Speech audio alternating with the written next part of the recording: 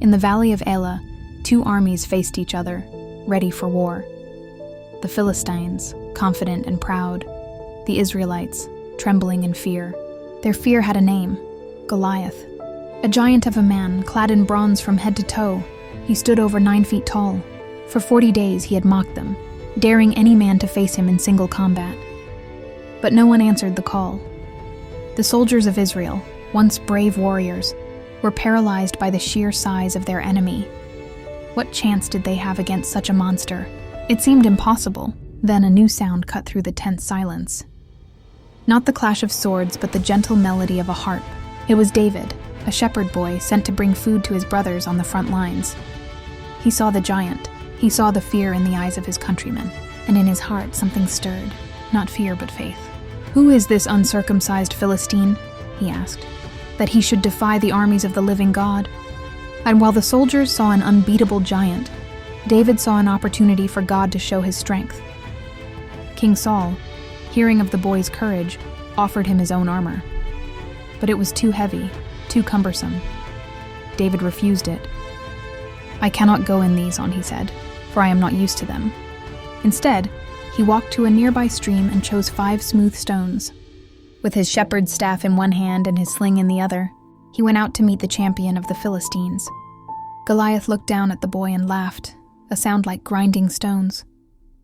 "Am I a dog that you come to me with sticks?" he bellowed. David's voice, though not as loud, rang with unshakable conviction. "You come to me with a sword and with a spear and with a javelin, but I come to you in the name of the Lord of hosts, the God of the armies of Israel, whom you have defied." With that, David put a stone in his sling and began to swing it. The giant, amused, began to advance, his massive strides eating up the ground between them. David ran to meet him. The sling whipped through the air, a blur of motion, and then a single sharp release. The stone flew, a tiny projectile against a colossal target.